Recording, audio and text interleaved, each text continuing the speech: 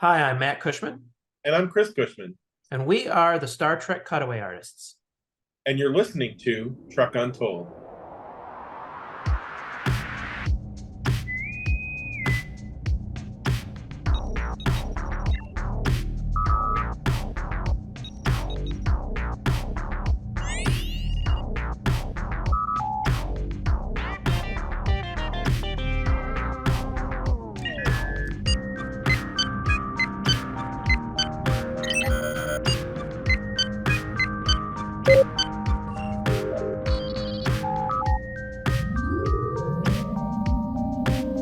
Hello and welcome to Trek Untold, the Star Trek podcast that goes beyond the stars.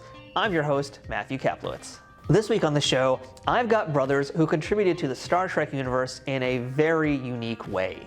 Chris and Matt Cushman are illustrators who drew some of the most iconic images often seen in the homes of Star Trek fans. They are considered the kings of the cutaway, as their technical illustrations stripped apart the hulls of starships to give us a glimpse of what every deck looks like from inside out. Similar to a blueprint, except it's not just architectural plans, it's every table, every chair, or every object in each room aboard those ships. They've drawn the original Enterprise, as well as the D and the E, the Phoenix from First Contact, the Delta Flyer, Voyager, a Romulan bird of prey, and plenty of other Star Trek ships, as well as vessels from other sci-fi franchises, and much, much more.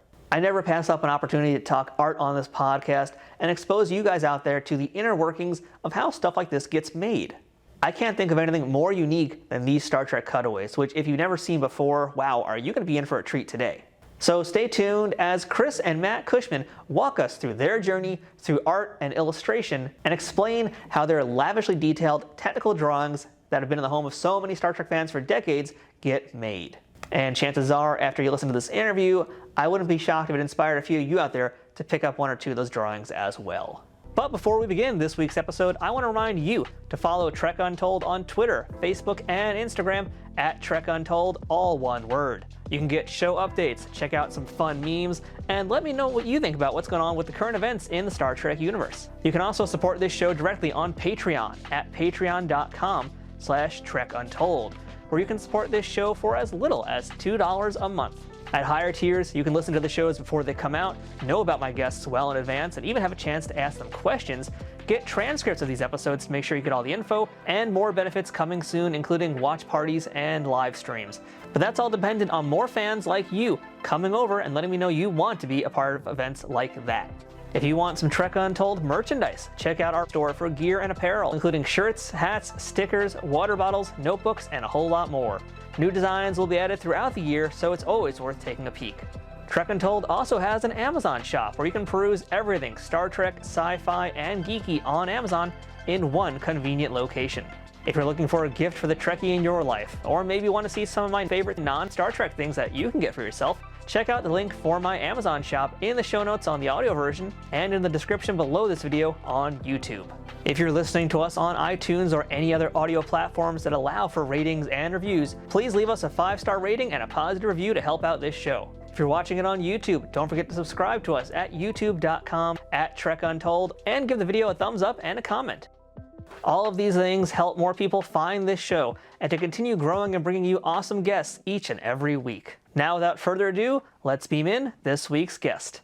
Computer, access interview file.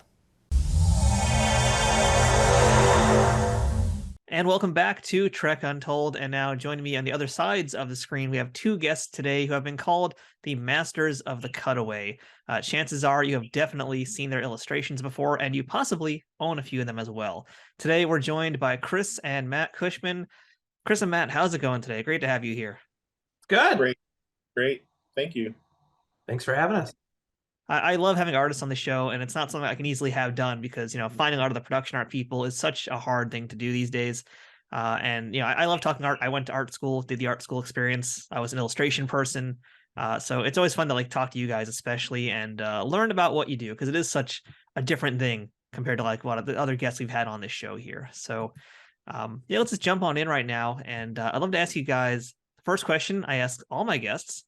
And that's, what's your earliest memory of Star Trek? And I'm going to start with you, Chris. You're the older brother. You get the first go here.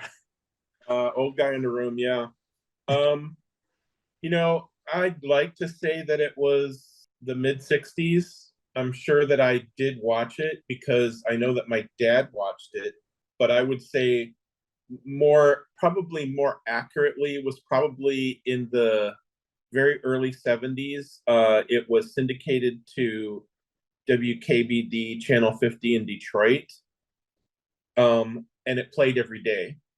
So that's when I consciously remember like just becoming authoritarian about the TV set at 5 o'clock.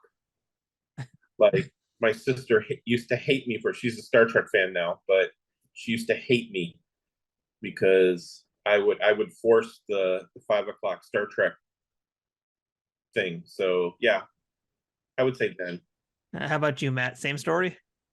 Yeah, well, I was the syndication kid, so it was one of those things where I don't know what time slot it was on. I couldn't tell you any of the information, but I do remember watching Star Trek like after dinner on a Sunday or something like that, and I think it was still Channel 50 out of Detroit, if my memory serves me right. And it was I do remember Chris left the house for college in 79.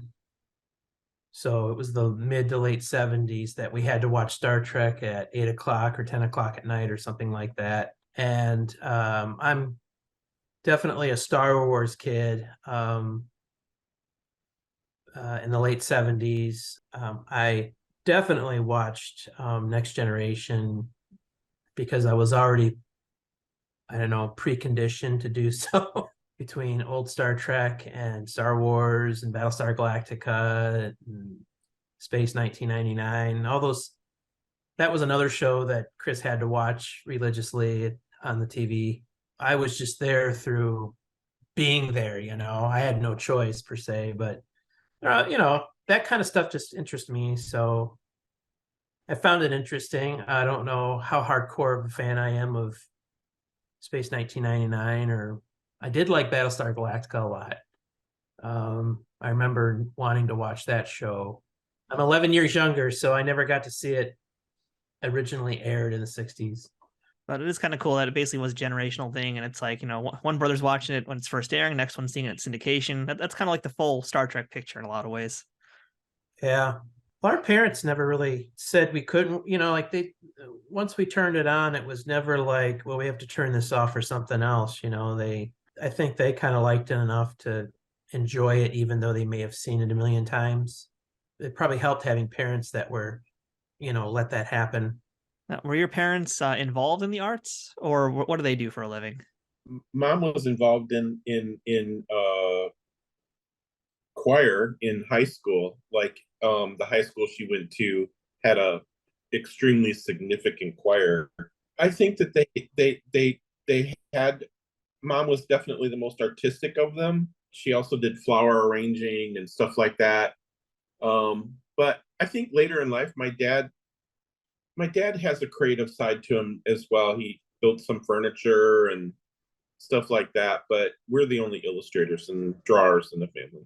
So did you guys both know you wanted to be artists for a living? Like what was the plan for little Chris and little Matt? Yeah, ever since I was in kindergarten, I caught the bug really, really early. When I was 10, I won my first art contest at Kennedy Square in downtown Detroit. And they gave it had I got a book, an art book. I can't remember who the artist was. And a cash prize. And I used the cash prize to pay for art supplies. And my dad got me art lessons by a guy that ran a sign company. His name was John Banner. And those were my first art lessons. And that was around 10. How about you, Matt? Were you kind of following your brother's footsteps, or was that like your way towards art, or how did you find your way into it? Well, I was always also an artistic kid in school, but I think Chris was drawing when I was, 4 or 5 years old. I would see the things Chris would be drawing and thought that was cool. And I'm the kind of kid that grew up just wanting to do things that were cool. that I felt were cool, I should say. And I thought, wow, I like that. I want to do that too, So I think it helped seeing, having an artist in the house. My earliest recollection is he did some sort of hawk or eagle picture, pen and ink, and I thought that was neat, so I copied it. But I've always liked drawing, and I was one of those kids in school that in high school I had a low grade point average, um, and that didn't happen in college. I had a pretty good grade point in college, but I didn't. Art was I felt like was my calling and probably my biggest strength, so I ran with it. Yeah, it's always interesting hearing like what artists drew when they were younger as opposed to like what they're drawing today when they get older or more professional or whatever into their field. Like for me, I was copying comic book pages and eventually I was like doing the manga because I was in that era of the 90s where the manga phase was happening. So everybody was drawing the big eyes and the lines under their faces and all that and all the action lines. So no, I guess actually I want to start with you in this one, Chris, because I want to talk about how you guys found your way into doing technical drawings. And I read for you, Chris, that was actually connected to Star Trek as a teenager. I'd love to hear that story. Yeah, I used to go to this mall with my grandmother almost weekly. And when I was 14, 15 years old, she would be shopping and she would let me slip away to the B. Dalton bookstore. And the B. Dalton bookstore had this packet of Franz Joseph Star Trek blueprints. And it got to the point where the manager of the store just saw me coming like every week, just saw me coming, just saw me coming, just saw me coming. I would beeline I didn't have the money to buy them myself. So every week I would try to like look at a different blueprint and soak it all in. And I probably misused a lot of other people's blueprints, but that same grandmother went into the bookstore one day and said, I know my grandson comes in here every week. And they were like, oh yeah, we know that kid. And she says, you need to buy him some of these so he can leave them alone. And that's what she did. And I was hooked specifically from a Star Trek perspective. I was hooked right on from that point. To me, seeing those blueprints and knowing that someone took the time to actually fathom out the interior to such detail, to me was the hook. And we're all about what's inside, right? We take something that's very complicated and try to show you everything that's inside.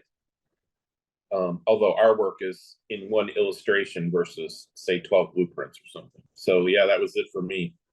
Now, for you, Matt, I mean, again, you're 10 years younger, more or less here. So, like, you're about probably 5 or whatever when this is happening to your brother. So, when do you start finding your way into technical drawing? Is that because you're seeing him do some stuff, or does this happen much later for you in life?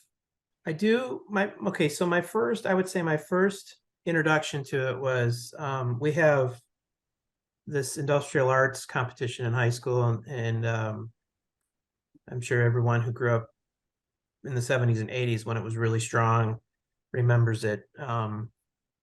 And Chris did a cutaway of a Boeing 747 for his high school industrial arts competition, and I remember that, maybe filed that away. But by the time I got to middle school, I signed up for drafting. I think I had an architectural class in 8th grade, and then I had mechanical engineering all through high school, 9 through 12th, and I think 12th was actually architecture.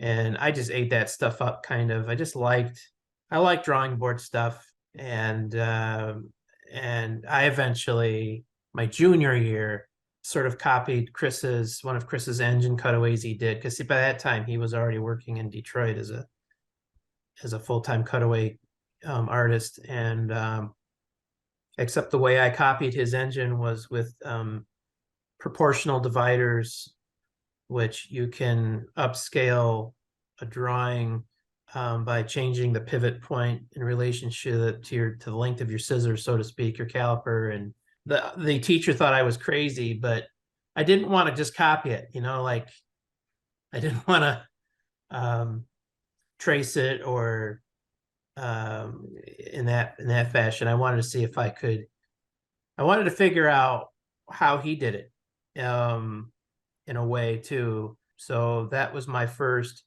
I would say, cutaway, in high school. And he had gone to Ferris State University, which had one of the best technical illustration programs in the country. There weren't many schools in the country that were offering it, a couple schools other than Ferris. And by the time I graduated high school, just made the most sense to me. So I went right into doing technical illustration in college.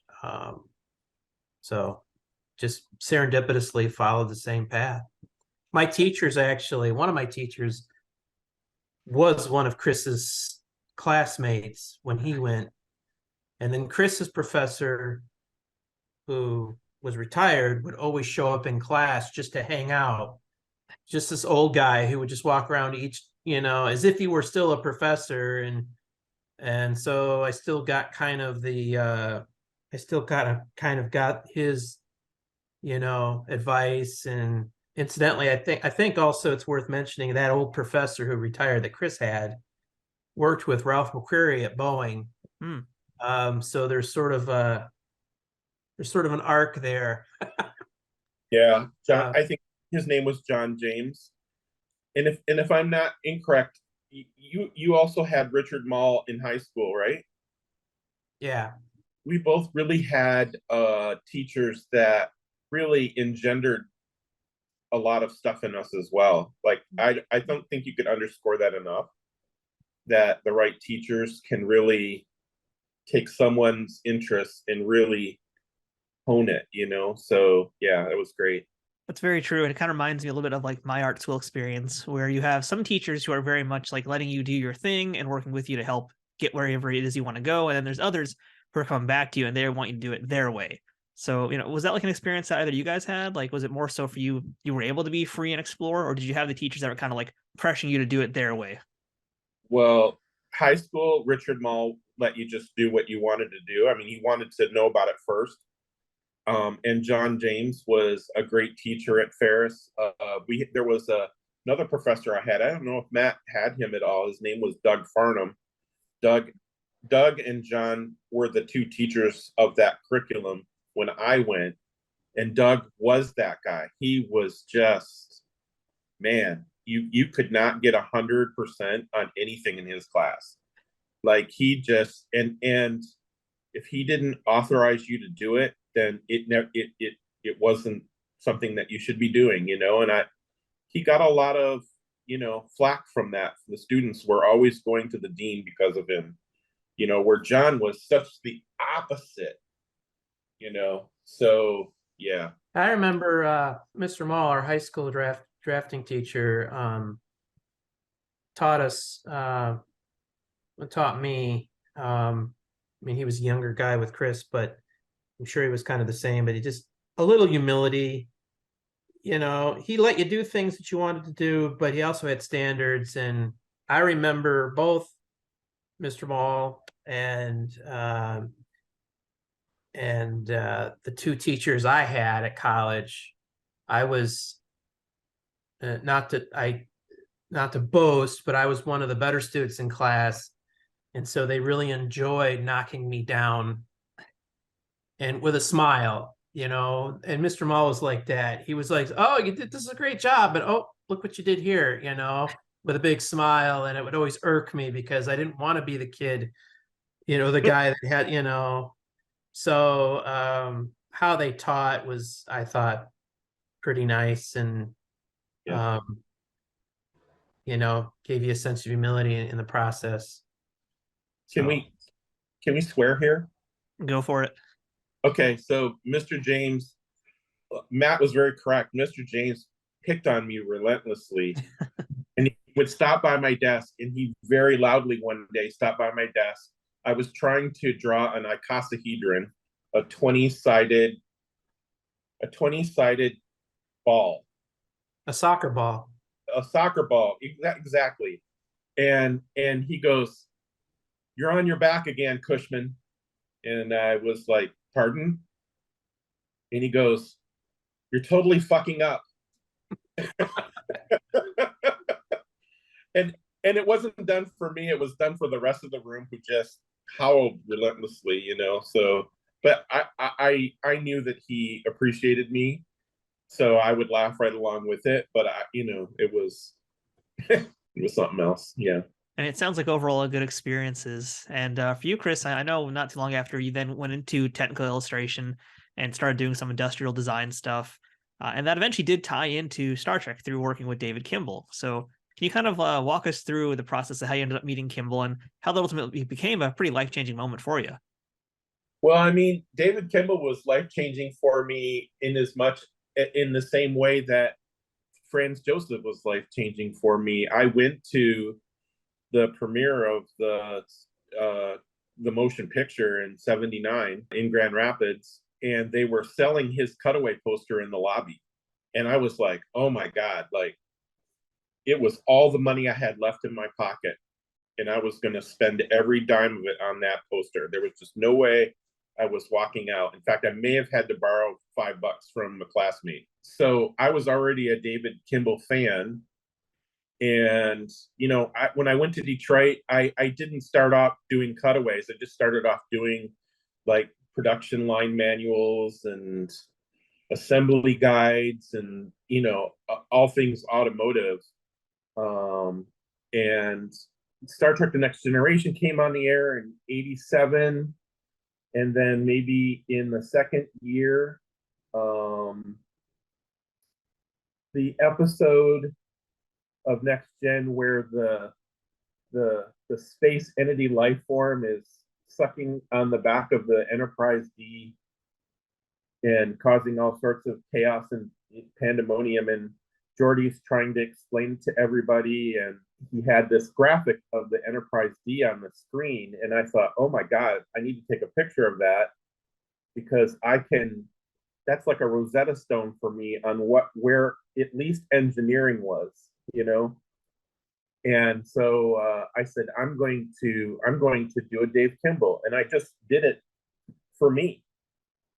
I didn't think it would go anywhere, and I had the first pencil drawn, and then one day I was on an assignment to Cadillac Motors, and I'm sitting in the lobby, and this Dave Kimble was a big guy. He's a large framed human, and he came in with another person, and he said, "My name's David Kimble," as if the receptionist thought it should matter to her. Like he had a sense of himself that was interesting, and it was lost on her, but it wasn't lost on me. I leapt out of my seat, and I was like, no way am I letting this guy leave the lobby without talking to him. And from there, he stopped by my actual desk at the GM Tech Center the next day, and all of the people that I worked for knew who David Kimble was, because he had been there before. He'd done a lot of work for Corvette and other GM cars, and they were all like, why is Cushman getting so much attention from David Kimble? And I showed him my Enterprise, and I said, this would make a great poster, and he goes, yeah, it would make a great poster. And he actually, gave me some names and numbers to call and kind of got me started. And at the same time, he started giving me freelance work. I drew cars for him. I drew Acura. We did the Dodge Viper. No, that was a different company, and a little bit later on. But Mercedes. No, he painted the Dodge Viper. But I did the line work through another company. Yeah. Yeah, and he paid really, really well, but his deadlines were insane. Like, I didn't sleep when working for David Kimble. Like, literally, I could go a week without never, with 2-hour naps. And that's all I would get, But he paid exceedingly well. I did a impact wrench for Ingersoll Rand for him that literally the FedEx package came one day and it went out the next day. Like a complete drawing and inking on Mylar. So a pencil drawing and an inking on Mylar in one night. But it paid like $1,500, which in 1992 money was, you were doing good. So yeah, it's pretty. He was a pretty cool guy to work for. He's still around. Well, shout out to David Kimble. And Yeah. let's talk actually, if you don't mind, a little bit more about the Enterprise drawing, because this is now your first time working with Paramount. So I'd like to hear what it's like working with them, and basically getting to be a fan while being paid to do it. Well, on the Enterprise D, I didn't have as much contact with them. The person that reviewed my drawing was Mike Akuda, and all of the documents that were sent to me and notes and red line markups. He sent a copy of my drawing back to me with red all over the drawing. That was Mike Akuda, but we never really talked, like physically talked. They sent me a 3-inch binder, which in my mind, because of the illustrations that were in that binder, was the material that was being distilled down into the Next Generation technical manual. So a lot of that information was in there. It just was on individually Xeroxed sheets. So that was my first foray with Paramount. I had hired someone to license the product, which was, not a great story in the end, but it got done. This thing that I had started for myself, just for the love of it, got done, got made into a poster, and a very popular poster. And honestly, I think the more you can get something done and show to somebody that it's a product, the more they will buy into doing something with it, So that was one of the big lessons then. When we got to SciPub Tech to do all the other posters that we did, we had a lot more interaction with the people. Yeah.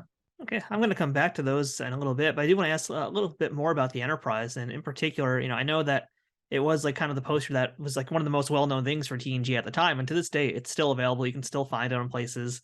But the question, I guess, is whether or not they're actually like legally owning the rights to sell it or not. So I think that's kind of my question, because I heard that for you, that Enterprise poster was also kind of a giant headache in a lot of ways.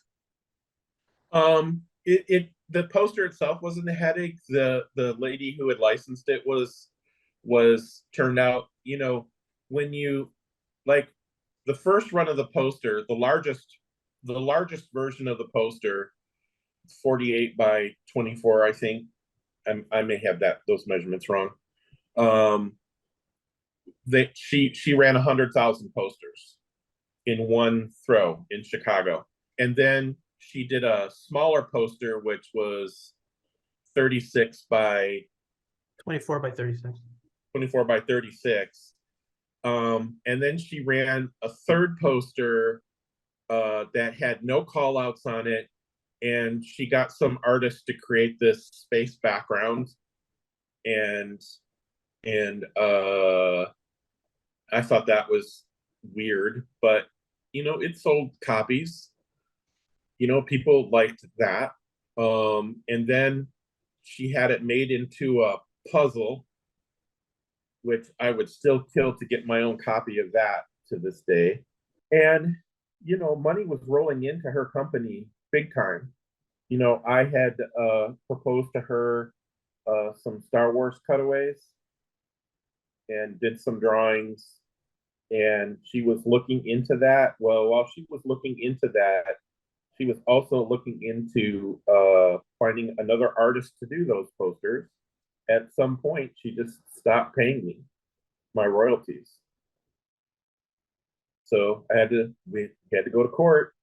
And, in the end, her biggest mistake was that her lawyer never bothered to ask any of the jurors if they were Star Trek fans. And they were. And they were really angry with her when they gave the verdict. And they actually gave me compensatory, which I didn't know that I had coming to me, because they were so upset about it. And then, typical story, literally the next day, there's registered mail at my door. Hi, I just went out of business and into bankruptcy. You get nothing. So I went from elated that I was going to get a pretty decent check to knowing that I would never see another dime again. So it went back to that labor of love is all I've really gotten from it. I mean, I did get paid some, but not what I was owed, right? Or not what I had coming. Yeah, that's the sad part of the story. And like I said, I checked on Amazon, I checked on eBay, and I can see that poster is still for sale, but I assume none of those profits are going to you, are they? None of them are going to me. And then the other thing that I know rankles both of us is that the Enterprise D poster and the Enterprise E poster were knocked off in Germany. And that's definitely not coming to us either. So you can still buy the E poster in Germany, and it's all in German. Yeah. Actually, you can't buy it in America. You can't order it and have it shipped here. There's a devil in the detail there, and that I think they wouldn't dare try to sell it here. But I have a friend in Germany who used to live here. He's actually my daughter's godfather. And I asked him, hey, can you buy this and mail it to me? So it's on its way. So I'm going to see what the e-poster looks like up close in German, just to see what's, how it was printed. What does it say in the fine print? I'm curious as to, so. All of it, as terrible as it was a good lesson for both of us. And when we went on to SciPub Tech, Matt's work involves a lot of lawyers in what he does every day. And so when we developed our contract with the next person at SciPub Tech, I think we protected ourselves a little bit more. We were a little bit more wary of what could happen and how greedy people can be, and then just to finish off the story, the artist had created a cutaway of the Millennium Falcon. And when she went bankrupt, so did the deal for using that drawing for the Millennium Falcon. And I actually saw it framed in a art supply store that I used to shop at a lot. And I said, "What is that from? Who did that?" And they told me who it was. And wasn't it your Falcon? No, it wasn't my Falcon. It was a. I thought she took your pencil and had the guy finish it. No, well, no, he had redrawn it, but it was virtually using the details were all the same, right? And I don't want to say who he is.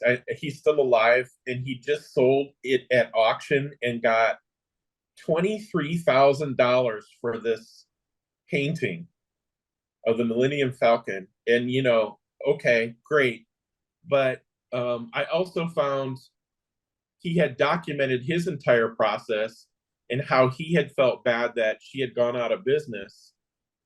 But I thought that it was poetic justice. It was poetic justice, because that I did go on to do the first 3 cutaways for Star Wars that are out there. So at SciPub Tech, huh? 2. We mean 2. I did 1. Yeah, between the two of us, we did 3. Oh, yeah. Well, technically, you did the Snowspeeder and 8 at in one poster, so maybe that's true. Yeah. So, anyways, not to make this a Star Wars episode, but it just is funny how it turned back around, and I was able to snatch it back from her to some degree. Yeah, I never want to run into her in life again, ever. It wouldn't be a good thing. I would say plagiarism is knocking off, and plagiarism has hit us several times in a lot of different ways. Back when Star Trek magazine came out in the 90s, if you remember that, really high-class magazine, they did the fact files, which that's when they brought in Ben Robinson to facilitate that, or I don't know what his role was in that. But I personally believe, I don't have absolute proof of this, that our cutaways were the impetus for the reason why the fact files were in that magazine, because or a combination of the fact that, you know, Franz Joseph, Dave Kimble, Chris Cushman did this work, now me. You know, there was a real call for it, so they added cutaway illustrations, little illustrations in these magazines. And I do know that the like the Enterprise E nacelle they had in one of the issues of the magazine was I did on the Enterprise E, I did the back end of the ship, Chris did the front end of the ship. So I did the engineering in the nacelles, Chris did the saucer and down to the deflector dish. And so Ben Robinson took my nacelle and just flipped it 90 degrees and put it in a fact file, you know. And then I guess, you know, another form of flattery, our work made it into the Haynes manual, where they just copied an illustrator over top of our e-poster. And so we made sure that we were given credit in the second printing of that book, but that was also handled by people who handled the fact file. So we run into it. It's a little discouraging, but you know, I guess if there was a silver lining in anything, it's like if people like our work that much, if it's, you know, if there's value to it, they're going to knock it off. So what can you do? Trek Untold will return momentarily. Trek Untold is sponsored by Triple Fiction Productions. Celebrating 15 years in business in 2023, TFP creates 3D printed Star Trek and sci-fi inspired items that fit into any collection. Whether you're a cosplayer who wants a Starfleet phaser, a Bajoran tricorder, or a Klingon dagger, or a toy collector looking for that special accessory or diorama to make your figures truly stand out, Triple Fiction Productions has exactly what you need. And for you figure fanatics, that includes products that are the perfect size for Galoob, Mego, Playmates, and everything in between. All products are 3D printed in the US, with new designs constantly being updated on their website. Repeat customers can sign up for TFP's loyalty program for free, where the more you order, the more discounts you receive. TFP also has a pay what you want section, where clearance or misprinted items are available at a discounted price. Best of all, every product can be shipped worldwide. As a special bonus for listeners of this show, Trek Untold has a special discount code just for you. Enter Untold10 at checkout for 10% off of all orders with no minimum purchase required. That's 10% off using Untold10. To see all of their products, head to triple-fictionproductions.net. Or to stay up to date on their newest products, find them on Twitter, Facebook, and Instagram. Triple Fiction Productions, where something is only impossible until it happens. Have you ever watched a YouTube video and said you wish you could do what they were doing? Whether it's the filming, the production, the editing. Maybe you listen to your favorite podcast and you wondered how they put that show together, how they got that great sound quality, what gear they use, how much does it cost to get started? Or maybe you checked out a video or read a book about one of your favorite entrepreneurs and it made you say, I want to live that life. I want to do what they do. Then check out my podcast, Toys and Tech of the Trade. I'm Rich Butler and I've been making podcasts for almost 2 decades, speaking with experts across all fields to get to the bottom of the hows and whys of their achievements. Each week I sit down with these amazing people who have carved their own path in life and share the gadgets, the gear, and the tech that they rely on to create their content, the methods that they use to run their business, and the habits and trends that are part of their daily routine and their way of life. And all of that, of course, gets put together to make them successful. We pull back the curtain on the process to help you understand what these people do differently so that you can draw inspiration and get ideas and be inspired so that you can take action today. This podcast is inspiring, educational, it's enlightening, and most of all, it's a lot of fun. I want you to join me on this journey so that you can use the tools and advice shared in this podcast to level up your business or creative endeavors, giving you all the tips, tactics, and tools so that you can transform what you're doing from a side hustle into a full-time lifestyle where you can collect a paycheck for doing what you love. Check out Toys and Tech of the Trade wherever you listen to podcasts, and check out the RageWorks Network at RageWorksNetwork.com for more info on this podcast and all of the many other great shows that we have on the RageWorks Podcast Network. That's Toys and Tech of the Trade, with some assembly required. Matt, we haven't actually talked yet about how you got into doing the technical stuff with your brother. I mean, was the Enterprise E the first one you guys collaborated on together? No, well, Chris was dealing with his, well, I was in college. Chris was, when I entered college, I think Chris was not quite realizing the drama that was about to unfold on his D. And I called him and said, hey, for my thesis, I need to, for a technical illustration, you have like a minor and a major thesis. I did a paintball gun for my minor, but for my major thesis, I called him and said, hey, I need to acquire reference and materials. And I figured you have probably a lot of reference for a car engine or something. Maybe I can do it a different angle, or an automobile. I was thinking of an engine, I think, at the time, because I didn't want to get too crazy, and he was just like, why do you want to do that? Everyone wants to do something. Everyone does that. Why don't you do something different? No one's ever done a cutaway of the original Enterprise in any great way. And I was like, yeah, I could do that. It sounds, sounds like a cool idea. Sounds manageable. It was a lot of work. Also as part of that project, the teachers gave you a little extra credit, or it helped your project if you had a consultant. So Chris, would be my guy.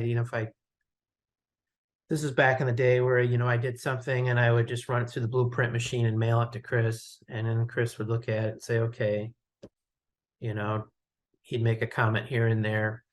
And then I would keep updating. To back up a little bit, after that phone call, that was, gearing up. That was my, during the first semester of my last year. And then we had winter break. And so we're all at mom and dad's for Christmas. And so Chris bought me a ATM Ertl model kit, and he brought his Polaroid with him. And he also made a copy of, or lent me, his Franz Joseph or blueprints. And because you had to have reference in order to do this, you just couldn't create it out of your head. That was part of the class. I mean, this kind of work, you're not just relied upon your own imagination for real world things. And so we had the same standard applied to, science fiction. So I had to use what was there. At the time, it was just Franz Joseph and ATM Ertl, and both of which are pretty horrid to work with, in terms of how, they were created. The ATM Ertl model is not perfect in terms of angles, dimension. It's not bad, but it's not perfect. And then the Franz Joseph prints, there was a lot of liberty given. And no disrespect to Franz Joseph. I mean, he didn't really like Star Trek, but his daughter loved Star Trek, and he did those for his daughter. And I think it's a great, it's a great story in itself. And Gene Roddenberry liked them because they were he thought they could be marketed. So it did a lot to that. And, the animated series did a lot to keep Star Trek alive during the dark ages. But anyway, Chris, we took some photographs, picked a nice photograph, and I got going right out of the gate in January after Christmas break, and I worked all the way until literally the day it was due. The night before it was due, I had to run my illustration to I had to present it in a certain way, and it was large Mylar, and so the college had I don't know if you know what a stat camera is. Not many people will know what a stat camera is, but it's a stat camera is a wall camera. So basically, the two rooms. One room is the box of the camera. One room is the photo, what you're photographing side of the camera, and you could lay a large piece of work on a sliding wall, and it had a huge lens, and you could go into the camera side of the room, which was lit with red, and it only took black and white. There was no grayscale. It was just black and white sensitive film. And so I photographed my illustration on a using this big stat camera to bring it down to a manageable size that I could hand in. I remember doing that the day it was due, putting it on an illustration board, putting a sleeve over it and handing it in. That's how things are usually, nth hour.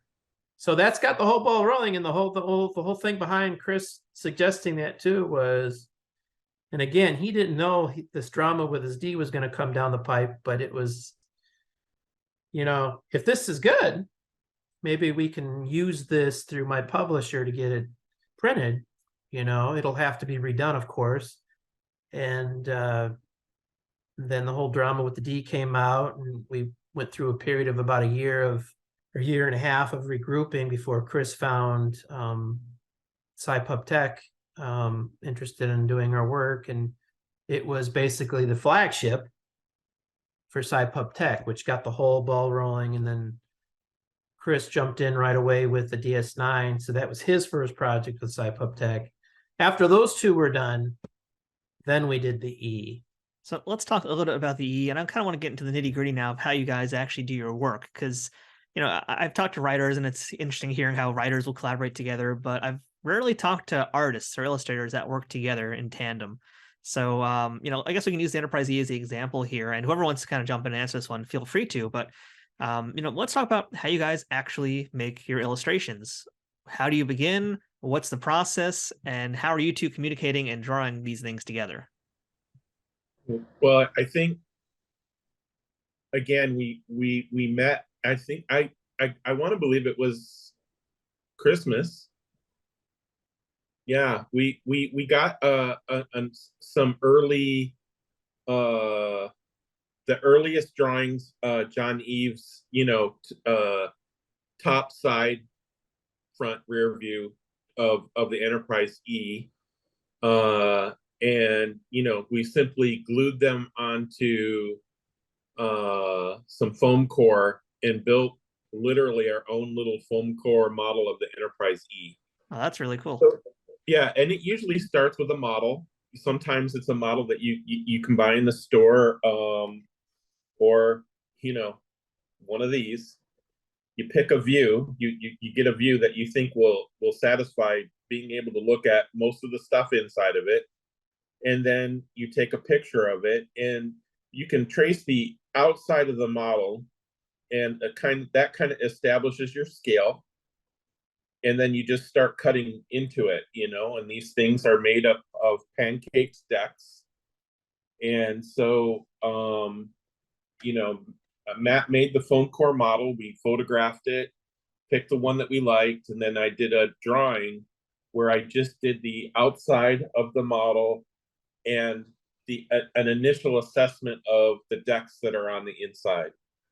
And then from there, we essentially split the drawing in two, literally cutting it with a scissors so that Matt's side and my side, at least at that moment, still fit perfectly together.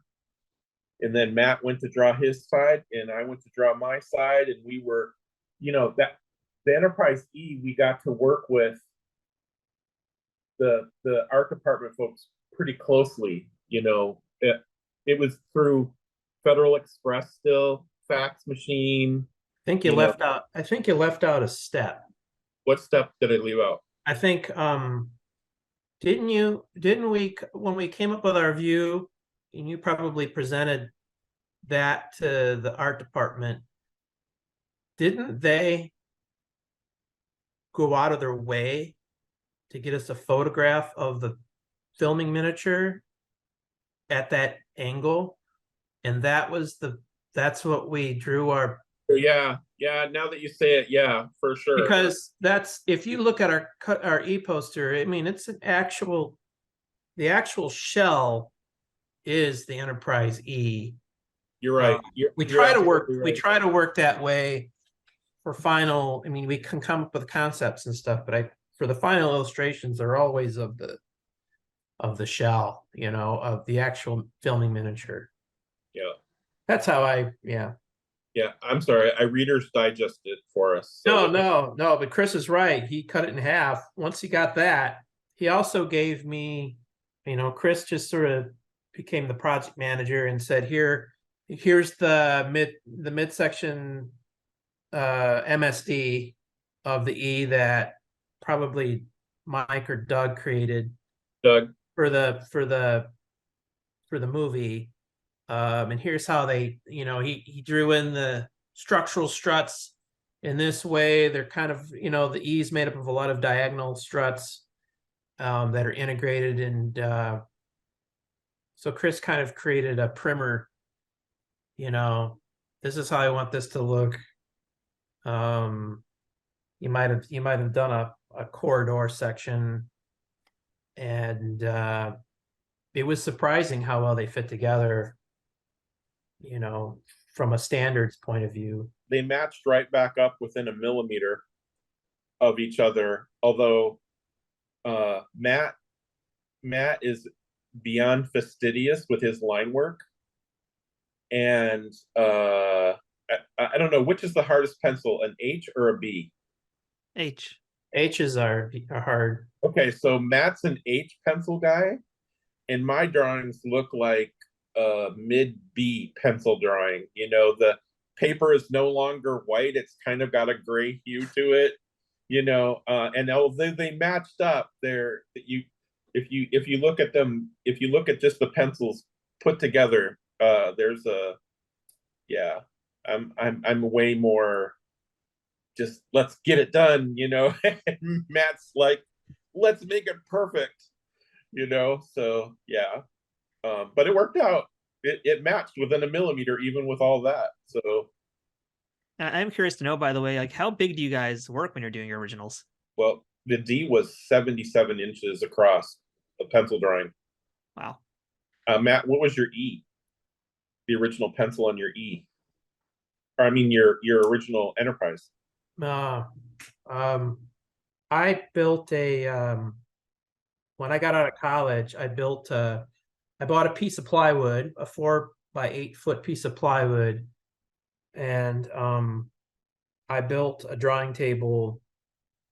I found a 7 foot. I had to cut it. It wasn't. I think it was 4 by 7 feet. 7 feet's what, 84 inches. And I found a T-square, a sliding T-square, mechanical T-square.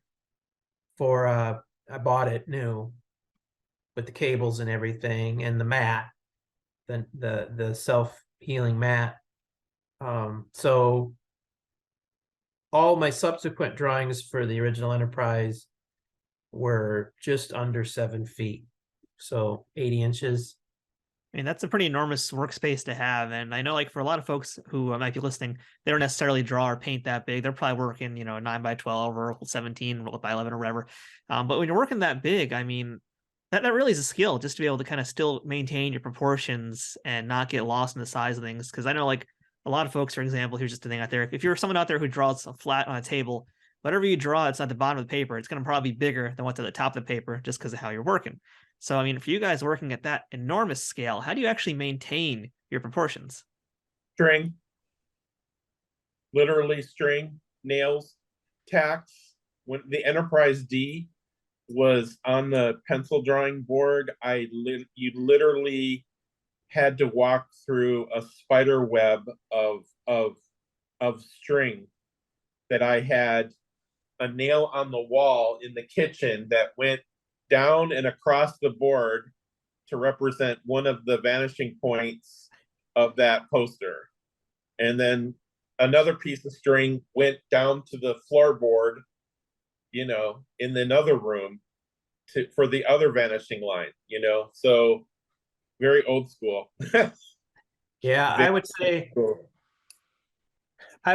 that the size of our illustrations, the E wasn't that big. No, smaller. But I'm sure my original Enterprise probably annoyed the publisher a little bit.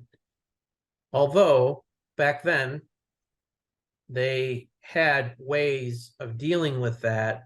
I think it'd be safe to say that to do a hand illustration like that, you couldn't do it at that size, finding the one place left in the country to reproduce it in order to print it.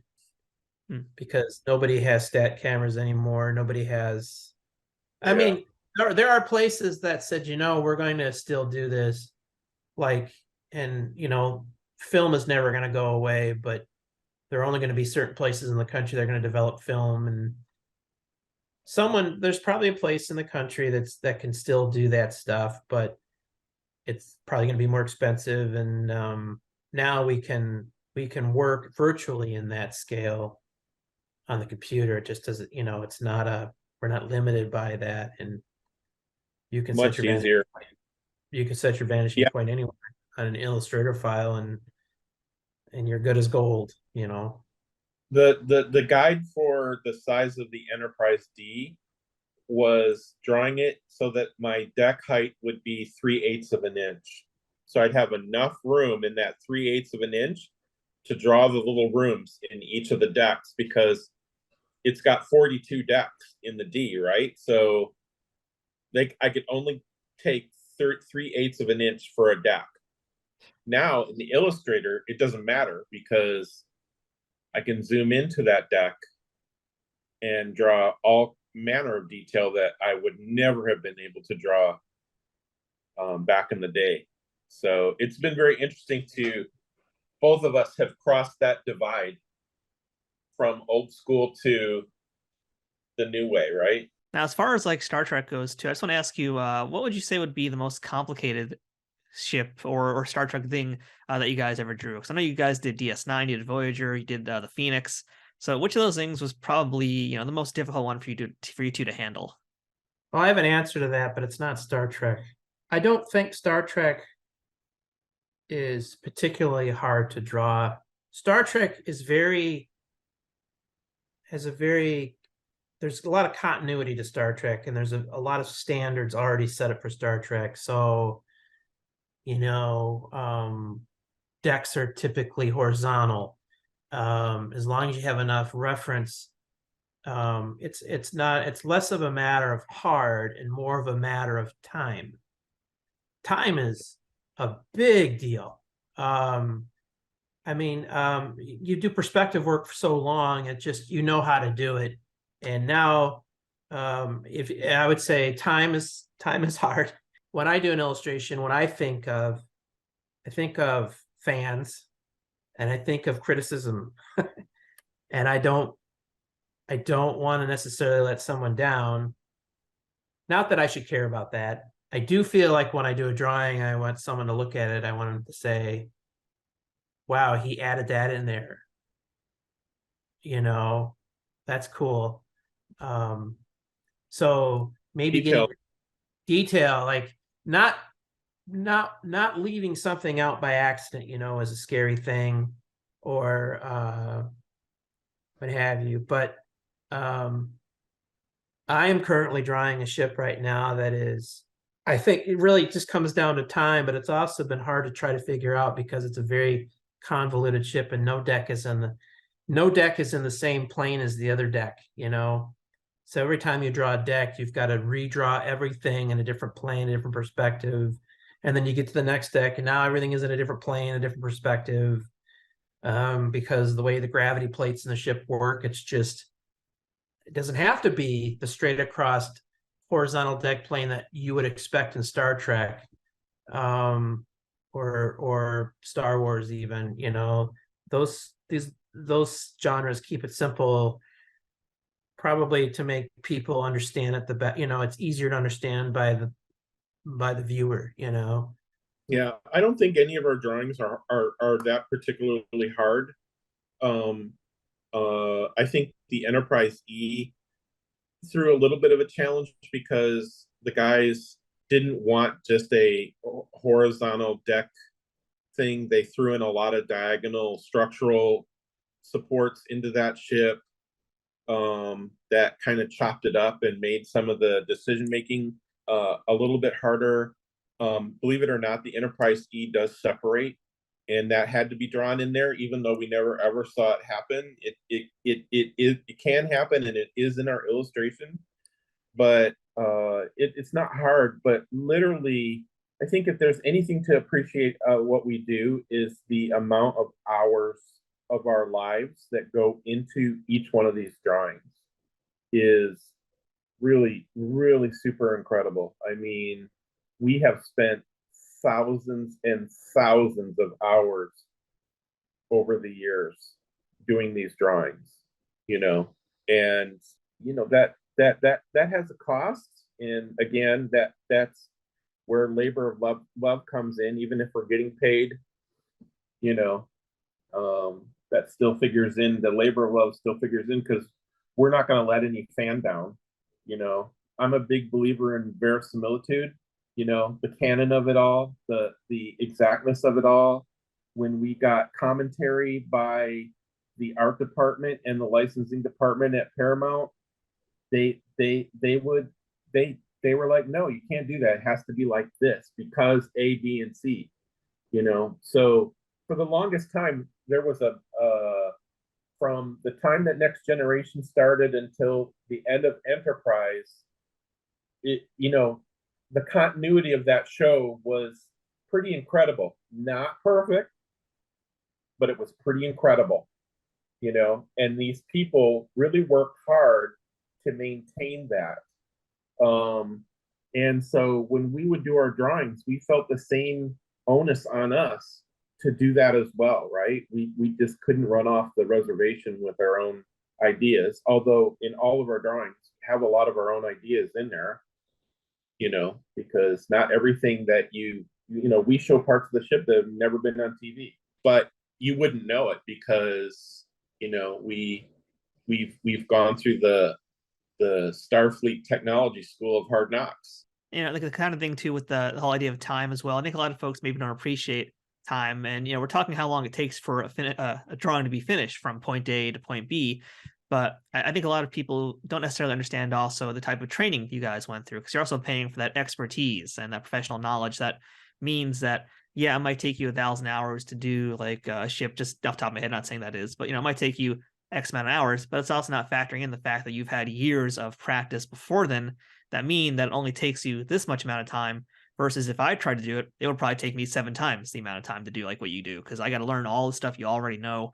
So, it's always one of those things that I see fans will say like, oh, how long did it take you? But it's such a broader, bigger picture thing too than just the immediacy of drawing what you did. And, that kind of leads me to my next question here. So we were talking earlier about how you guys have now moved into like doing Illustrator and you're working digitally nowadays. And earlier we talked about plagiarism and that kind of problem. So, I know for a fact my logo for this podcast, I've actually seen on the I'veBeenTrained.com website. So I know like my logo is being used by AI to help train it. So, for you guys now in this digital realm, what quality of life improvements have you seen that have made things easier, or I shouldn't say easier, but maybe have expedited your artistic process? And what things today have made it scary perhaps, or more challenging to work with? For me, I've only just recently moved into the digital. Matt really has kind of cut that. I grew up in Adobe Photoshop. Matt grew up in Adobe Illustrator. So yeah, he's sort of cut all the ground for us on that. Yeah, I got a head start on Illustrator back in the 90s, And by the time I went on my own, meaning I left my corporate job, I had a pretty good understanding of Illustrator, but it was through my corporate work, or I'm sorry, it's through my company work. The company I own does a lot of technical illustration work. I really learned a lot of muscle memory, a lot of aspects about Illustrator that maybe some people don't understand, or they're not familiar with all the time. It kind of got me in a good place to apply it to Cutaway. So when I started my business, I sort of took a break from Cutaway. I was working for local companies, getting my business off the ground. And our publisher, SciPub Tech, was sort of wanting to retire in a way. And it was a good opportunity to just start focusing on my business. I think it was later on, couple things, the Star Trek market was kind of void of quality materials. I mean, plush toys and pizza cutters and cats of Star Trek calendars can only go so far.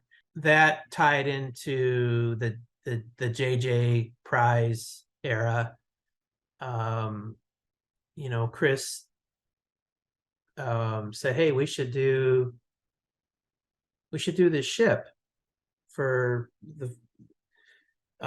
It was sort of talked about after the movie came out, the first JJ Prize movie, Star Trek. Chris had bought a toy. He says, "Look, we can use this," and I said, "Well, it kind of fizzled out basically, but they were coming out with another movie." And I said, "Well, they're going to have more sets." I think what kept us from doing it was they didn't have enough material, I think, from the first movie. And the second movie, I thought, well, they're going to have more sets. They're going to have more to this ship. And then I started, I reached out to Paramount or CBS and said, we'd be interested in doing this. And what happened was, there was a paradigm shift in how you guys, how CBS did work with people like us. It was hard to get in contact with people. It was hard to talk to people. It's hard to get your ideas across. I'm digressing here a little bit, but it's a fun story. JJ didn't want to share material about the new movie for us to make a composite cutaway of the new Enterprise. Anyway, the guy in charge of licensing at the time, I think his name was CJ Phillips or CJ Pierce. Can't remember. I think that's his name. He goes, "I love this work. This is awesome," because I showed him all I just sort of gave him, he knew who we were. He knew of our work handed down from previous licensed people at CBS, Paramount. And he goes, would you guys consider rebranding your older work? And it was at that point that I was primed with this void of stuff in the Star Trek world in terms of marketing. There was really not much being marketed and being done. And I said, yeah, that sounds like a great idea. And it just kind of got the thought patterns going. And I thought, what, I'm going to redo my original Enterprise. I don't know how long it's going to take. I don't care. It was 2012, 11. And I took 4 years redrawing my original Enterprise, except now, halfway through that process, I was using blueprints that my friend Gary Kerr gave me from the Trial and Tribulations DS9 episode, where Greg Jean made that Enterprise model for that episode. And now I have that data to help. I can change the proportions and make sure my enterprise is more accurate. Halfway through that process, Chris emails me or calls me and says, "Hey, they're restoring the enterprise again for the Smithsonian. You should talk to this lady, Dr. Margaret Whittekamp at the Smithsonian." And so anyway, I felt like my self-education and my progress with Illustrator up to that point was primed. And getting back to time, I probably have 4,000 hours in that rendition, but I didn't have any deadline, except I think my deadline became the 50th anniversary of Star Trek. Like I want to get this done before I go to Washington to celebrate alongside everyone else. And so that illustration's 11 feet in illustration. It's 11-foot illustration. It's 11 foot in Illustrator, and it's just short of 11 foot in a Photoshop at 300 DPI. So you can imagine the size of that file. So RAM is key for those things. So sorry, that was a long, but I think it was the JJ Prize era that got me motivated. And the suggestion made by CBS, would you be willing to rebrand your work? Which I thought was a neat idea. I'm always about, Leonardo da Vinci doesn't have a huge body of work in terms of final paintings, but what he did was he spent years, almost decades, on one piece, on perfecting one piece of work throughout. He would move from this piece to this piece, perfecting it before he said it was done. It wasn't one of those things where he drew a picture and he said, "This is done." So like the Mona Lisa didn't happen overnight. He took years doing that because he would go back to it and say, "I can do this better. I would make this better." I recommend getting the biography of Leonardo da Vinci. The famous biographer, I forgot his name, came out with the last 5-10 years ago or 10 years ago maybe. It talks about that process, and I don't want to emulate Leonardo da Vinci per se. I mean, I like Leonardo da Vinci stuff, but I just thought, why can't I do that with my work? And maybe in 20 years I could see perfecting it again.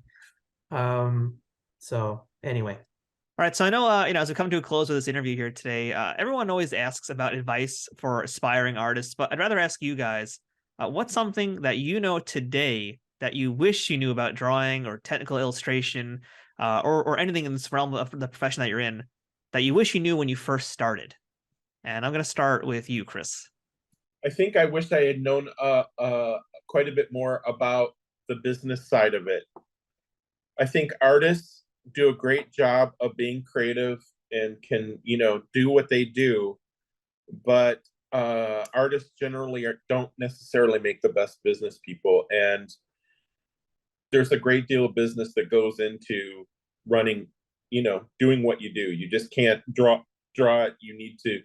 There are contracts, taxes, all kinds of things that you need to take into consideration. And I think, someone should learn that right up front. How about you, Matt? I think what's important to know or to understand, that I think is hard for a young person to understand sometimes, is there's always someone who's going to know more about the subject you're working on than you, and seek those people out. By seeking those people out, you gain traction, some support. The sci-fi community is very supportive, and it's amazing what you can find out and to improve upon your own endeavor. I think I would add, and I think I've already mentioned this with the Enterprise D. There's literally no difference between my drawing the Enterprise D and the movie Field of Dreams. Literally build it and they will come. You know, like, don't wait for anybody to get permission to do it. Just do it because you love it. And if it's great, it'll become something. Very good lesson there. So as we wrap up now for realsies, I'm going to give you guys the last question I ask all my guests. I'll start with you, Matt. What is the best thing about being a part of the Star Trek universe? Well, right now, I would say the best thing is, and I think we need it more now than ever, is Gene Roddenberry had a very positive outlook on the future. And I think we live in a world where the future doesn't look very positive. And I think there's a lesson to be learned in that. My hope is that we end up with a world that Gene kind of created and thought of, and I think we need it. So I like the positive future. The non-dystopian aspect of Star Trek. It's what we need more than ever right now. And how about you, Chris? What's the best thing for you about being a part of the Star Trek universe? You know, literally meeting all kinds of people, from people who were involved in the show to the fans. That, you know, that's really been an incredible experience, you know, getting to know your heroes and just all the fan appreciation that we've received over the years has just been phenomenal. And that's, you know, that's a blessing in and of itself. You know, that's in many ways payment enough for what we do, right? So all right, well, that's awesome, you guys. And, I want to thank you again for both joining me today for this episode. You know, I feel like your artwork is one of those things where it's like everybody knows it, but not a lot of folks necessarily know the names behind it. And I'm happy that we got to educate a lot of folks, tell them your stories, tell them what you do and how you do it. Because what you guys do is so different and so unique. And, you know, I've seen those posters everywhere. Honestly, I'm really excited to talk to you guys because I've seen the Enterprise D. I've seen that fat D, as Riker called it.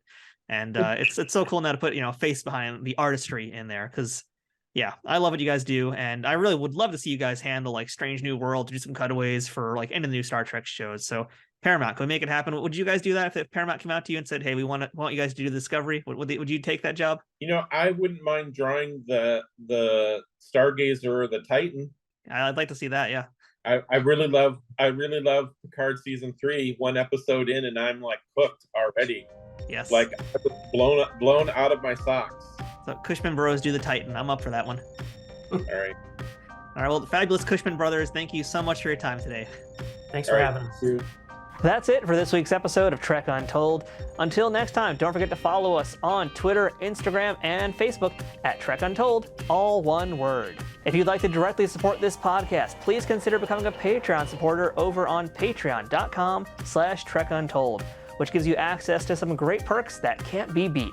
Or pick up some merchandise from our store, or use my Amazon shop link to check out all kinds of different Star Trek merchandise. Links for all these things are in the show notes. Shout out to Triple Fiction Productions for being a key sponsor of Trek Untold. Don't forget to check them out and all of the fine folks whose ads you've seen or heard on this podcast too. If you have any questions, feedback, or comments for the show, or would like to suggest a guest or discuss sponsorship options for any of these episodes in the future, send me a message at trekuntold@gmail.com. I hope to see you here again as we uncover more untold stories from Star Trek and beyond, and get to know even more amazing people who have contributed to this ever-expanding universe. Until next time, I'm Matthew Kaplowitz, and remember, fortune favors the bold. Trek Untold is sponsored by TrekSphere.com, promoting fan-produced Star Trek content in all forms, is powered by the RageWorks podcasting network, and is affiliated with Nerd News Today.